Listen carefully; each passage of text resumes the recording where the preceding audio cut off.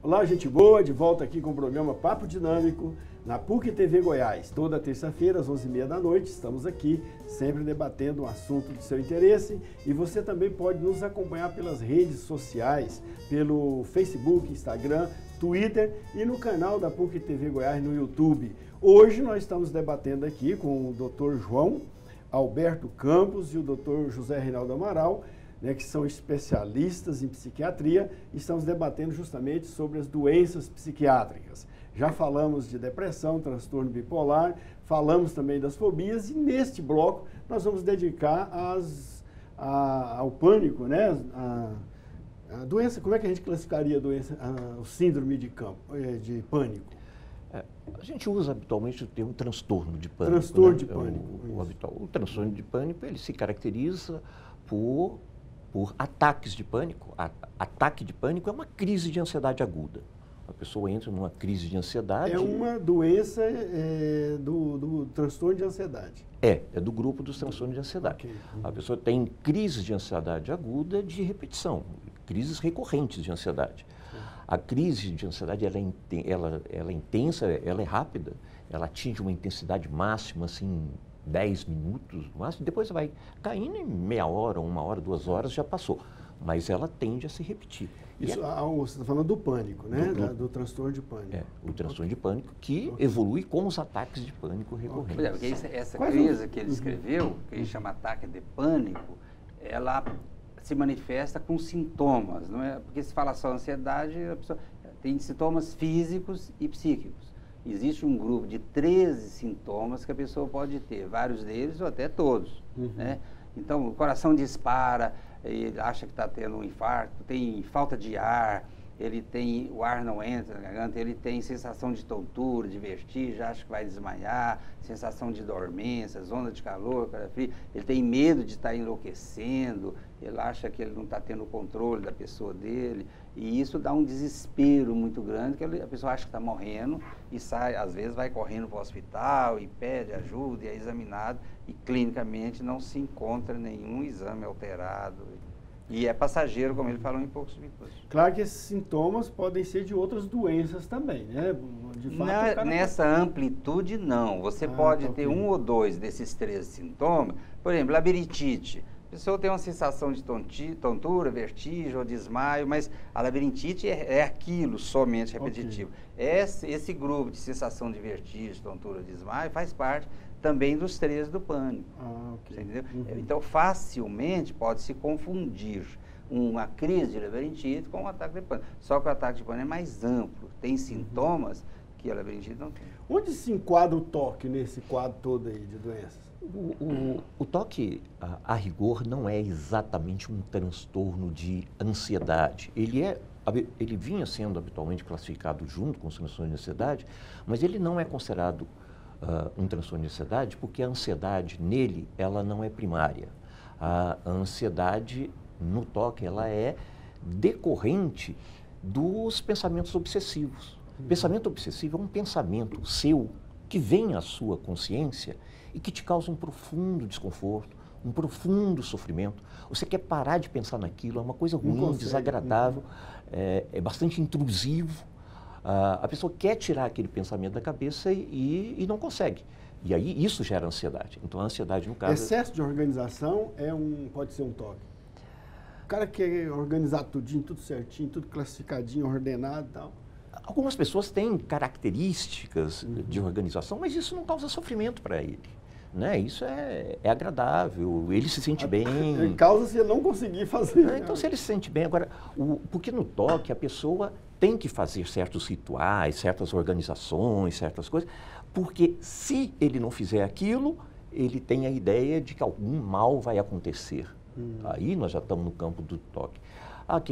Aquela pessoa organizada não pensa isso. Ele quer que as coisas fiquem organizadas porque é bom tê-las organizadas. Agora, quando a pessoa começa a fazer isso porque se não fizer, alguma coisa de mal vai acontecer consigo ou com os seus próximos, aí sim nós estamos no campo. Por exemplo, um indivíduo que tem medo de se arruinar na vida, de perder tudo que tem. Digamos, o cara tem um monte de gente rica aí que fica doidinho com medo de ficar pobre no dia seguinte, né? Isso pode ser classificado como uma doença mental também? Bom, você está descrevendo genericamente uma ansiedade. Né? Ficar ansioso com o que vai acontecer, o que pode acontecer, o que o futuro nos reserva. Isso é ansiedade. Agora, depende do tamanho disso, né? A gente pode encontrar, já que você citou esse exemplo, e um exemplo solto, pouca coisa, mas assim, pacientes deprimidos, que ele se volta para o passado e o futuro fica muito difícil e ele se julga arruinado, ele acha que não vai melhorar mais. Então, o paciente em depressão pode ter esse sentimento de minusvalia, de derrotismo e achar que a fortuna dele vai acabar de um dia para o outro, ele não vai ter condições de sustentar a família. Então, se for um sentimento desse dentro de um quadro depressivo, faz parte do sintoma depressivo e é grave, que a pessoa não vê futuro, né? Exato. E nesse caso, ele não precisa ter garantia de que ele vai ter renda para a vida toda. Basta ter um tratamento. Quando existe um sintoma decorrente de um transtorno mental, nós não conseguimos, pela palavra nossa ou de outra pessoa, eliminar aquele sintoma. O sintoma é irredutível à explicação. Você pode falar inúmeras vezes pela pessoa. Você não vai ficar falido, não. Você é rico, mas a pessoa, isso não elimina. Não elimina. É o tratamento que vai resolver. Pois é, e como é que é feito assim o tratamento? Dá medicamento? Não, antes do tratamento. A pessoa chega lá no seu consultório com algum problema. Como é que você chega à conclusão? É claro que você tem lá... porque você recomenda exames médicos para saber se ele... O diagnóstico... Exames laboratoriais disso. O diagnóstico dos problemas mentais é um diagnóstico eminentemente clínico. A avaliação clínica que vai nos dar, uma avaliação clínica judiciosa que vai nos dar a convicção de uma condição. Essas condições todas que nós estamos falando... Não há algum teste, algum exame laboratorial? Não há marcador biológico para os transtornos mentais. Alguns exames podem ser feitos, que são exames complementares ao diagnóstico. O diagnóstico é eminentemente clínico. E ele é fundamental, porque cada um desses diagnósticos que nós estamos falando aqui, cada um deles é diferente e que tem uma abordagem clínica diferente. Né? Então, se você erra o diagnóstico, você erra a prescrição. Então, veja assim, ele está falando lá, o diagnóstico é clínico. O diagnóstico psiquiátrico é feito pela consulta com o paciente, as informações. A gente percebe determinados sintomas e esses sintomas têm um peso grande para os diagnósticos. Exames complementares, como ele diz, pode ser pedido até para descartar outros transtornos, mas não tem nenhum transtorno psiquiátrico que um determinado exame faz aquele diagnóstico, não existe. O diagnóstico é o médico que vai fazer pela entrevista, pela psicopatologia. Okay. Nós diagnosticamos... Com base na entrevista. Porque nós percebemos sintomas, características de doença. Comportamentos alterados já é um grupo de coisas. O indivíduo pode ter um comportamento desajustado, esquisito e ser característica da pessoa. Não é sintoma, é comportamento. Por exemplo, tem o presidente dos Estados Unidos, Donald Trump, que ele é totalmente estranho, né? Tem atitudes muito estranhas. E é presidente dos Estados Unidos. Então, não sei se ele passaria numa análise clínica lá com o Dr. Zé Reinaldo. Bom, eu não posso falar nada porque eu não examinei. Mas é isso que o João Alberto acabava de dizer, né? Quer dizer, existem certas características que são peculiares ao indivíduo e que ele as apresenta a vida inteira. Então, isso é da sua personalidade. O sintoma psiquiátrico, ele surge em algum momento e ele quebra a continuidade histórica da pessoa. A pessoa passa a se comportar de uma maneira que não lhe era habitual. A mente da gente se compõe também de algumas substâncias químicas, adrenalina, tem várias lá que eu não me lembro o nome agora, que os psicólogos, principalmente os neuropsicolinguísticos, gostam de citar, serotonina e tal. Não seria falta ou desequilíbrio dessas substâncias recorrentes que causariam os transtornos? O nosso conhecimento atual é um conhecimento limitado em relação a isso. Sim, parece que os neurotransmissores eles estão envolvidos, sim. Né? Você citou a serotonina, a noradrenalina, que nos quadros de humor parecem alterados, a dopamina, que parece alterada na esquizofrenia e tal. Mas nós não conhecemos exatamente todo o mecanismo. Nós sabemos, inclusive, que os medicamentos que nós usamos interferem aí, atuam nesse ponto. Mas exatamente qual é a fisiopatologia, qual que é a transformação que acontece no cérebro, nós não conhecemos. Não são alterações, tudo indica que não são quantitativas apenas, mais ou menos uma substância. São alterações qualitativas no caminho dessas substâncias, do neurotransmissor, lá dentro do neurônio, na sinapse, na passagem para o outro neurônio, na recaptação.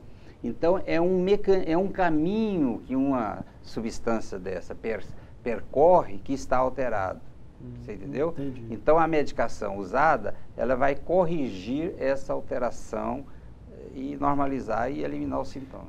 Hoje a medicina não dispõe, não está estruturada, não dispõe de exames que possa detectar com precisão essa situação. Né? A gente tem sintomas, como já falou, diagnóstico é sintomatológico, que nos dá uma ideia pelos sintomas de quais as substâncias que estão mais alteradas lá. Como ele falou, na esquizofrenia, pelo tipo de sintomas e tudo mais, a dopamina tem uma importância muito grande, né? Na depressão, o mecanismo da serotonina, da noradrenalina, um pouco da dopamina também tem importância. Então, são substâncias que têm importância maior no mundo. Entendi. A gente falava da esquizofrenia. O que caracteriza uma esquizofrenia? A esquizofrenia é, de todos, sem dúvida, o transtorno mais grave. É grave porque começa na juventude, é um transtorno deteriorante, ele provoca... É um descolamento da realidade que a pessoa...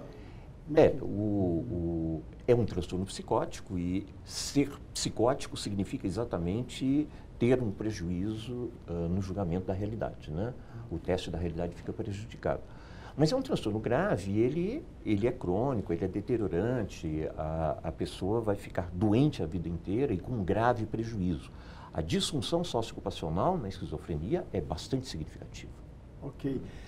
Existe uma relação também das doenças psiquiátricas e a realidade socioeconômica? Por exemplo, os mais pobres sofrem mais com isso, ou os mais ricos? Existe alguns segmento social que é mais afetado pelas doenças psiquiátricas? Existe. Os fatores externos que levam a desencadear a doença, porque a predisposição é genética, uma pessoa que tem uma vida muito difícil, muito atormentada, dificuldade econômica, alimentação ruim, etc., tem uma propensão maior. A pessoa vive um estresse muito grande.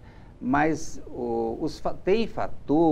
tem doenças que os fatores genéticos são muito importantes. A pessoa pode ter uma vida maravilhosa, não faltar dinheiro, não ter problema, e a doença aparecer, entendeu? Então, assim, é o que a gente diz.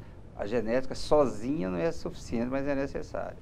Uma pessoa que tem uma ótima qualidade de vida tem um risco menor. Ok. Bom, daqui a pouco a gente volta, né? Vamos para o nosso último intervalo. E daqui a pouco a gente volta e vamos retomar a conversa sobre esquizofrenia. Daqui a pouquinho.